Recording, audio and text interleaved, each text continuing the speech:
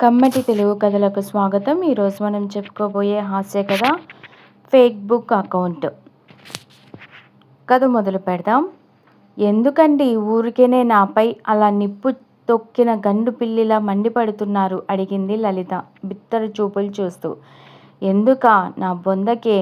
నువ్వు ఇన్నాళ్ళు ఫేస్బుక్ మాయలో పడి ఆ ల్యాప్టాప్ ముందే కూర్చొని నీ ఫోటోలు పోస్ట్ చేయడం, ఎవరో పెట్టిన పిచ్చి పిచ్చి ఫోటోలకు లైకులు పెట్టడం, షేరింగులు చేయడం లాంటివి చేసి నన్ను అశ్రద్ధ చేసినా ఊరుకున్నాను. అలాగే నువ్వు ఎక్కువ లైక్స్ రావాలనే పిచ్చితో నేను నిక్కర్తో వ్యాయామం చేస్తున్నప్పటి ఫోటోలు, నేను ఆబగా అసహ్యంగా ఒళ్ళు మరిచి తాటి ముంజలు తింటున్నప్పటి ఫోటోలు, అవ్వా ఆఖరికి అప్పుడే నేను స్నానం చేసి చిన్న తుండుగుడ్డతో వచ్చినప్పటి ఫోటోలు తీసి పైత్యంతో ఫేస్బుక్లో పోస్ట్ చేసి బోలెడు లైక్స్ వచ్చాయని మురిసిపోయావు. కానీ నీ పతి పరపతి పోతుందని మాత్రం గ్రహించలేకపోయావు. పోనీలే అని సర్ది పెట్టుకున్నాను.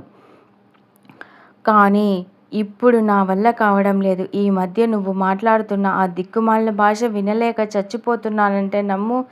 తల బాదుకున్నాడు శేఖరం. భాష? ఏ భాష అండి? ఏ భాష? ఆ ఫేస్బుక్ భాషే. బావురుపిల్లి మొహందానా?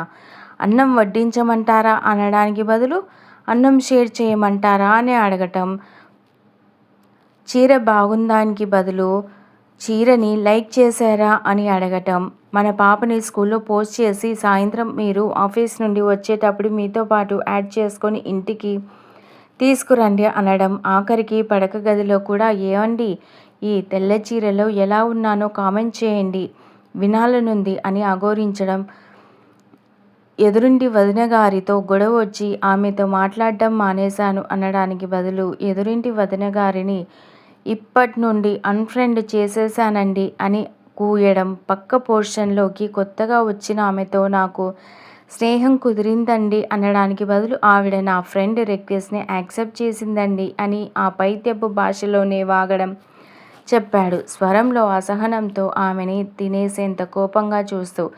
అప్పటి వరకు మౌనంగా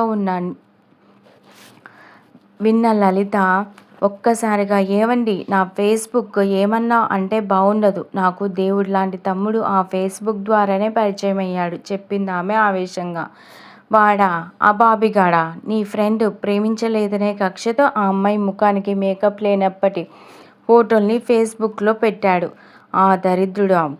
అయినా ఇదేం దరిద్రమో, బయట జులాయిగా తిరిగే వెధవలు కార్లో తిరుగుతూ కళ్ళబొల్లి కబుర్లు చెప్పే డబ్బాగాళ్ళు కూడా ఫేస్బుక్లో మదర్ తెరీసా లాంటి ఉత్తముల సూక్తులు పోస్ట్ చేసి ఫేక్ వేషాలతో అమ్మాయిల దగ్గర ఫుల్ మార్కులు కొట్టడం, ఫేస్బుక్ని అడ్డు పెట్టుకొని ఫేక్ బంధాలు ఏర్పరచుకోవడం, కొందరు అమ్మాయిలు ఆ ఆవారా దరిద్రులను ఉత్తములనుకొని వారితో స్నేహాలు చేయడం, ఆనక వారు రంగులు మార్చడం చూసి కంగు తినడం, ఏమిటి విష సంస్కృతి అరిచాడు జురాసిక్ పార్క్ సినిమాలో రాక్షసబల్లి అంత గట్టిగా. అసలేమైందో చెప్పండి. ఈ అడ్డగోలు కామెంట్స్ నాకు అర్థం కావడం లేదండి చెప్పిందామె.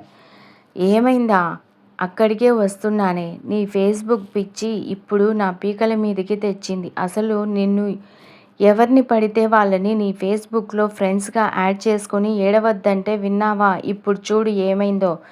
మా అసలు రంగులు తెలుసుకోవడానికి మా బాస్ తన ప్రభాకర్ అనే పేరుని ప్రభా అని మార్చి ఫేక్ అకౌంట్తో వయసులో ఉన్నప్పటి వాళ్ళ నానమ్మ ఫోటోని ఫోటోషాప్లో ఎడిట్ చేసి మరి తన ప్రొఫైల్ పిక్చర్గా పెట్టి మా ఆఫీస్ స్టాఫ్ వాళ్ళకి వారి కుటుంబ సభ్యుల ఫేస్బుక్లకి ఫ్రెండ్ రిక్వెస్ట్లు పంపాడట. అందులో కొందరు యాడ్ చేసుకున్నారట. అందులో నువ్వు ఉన్నావు.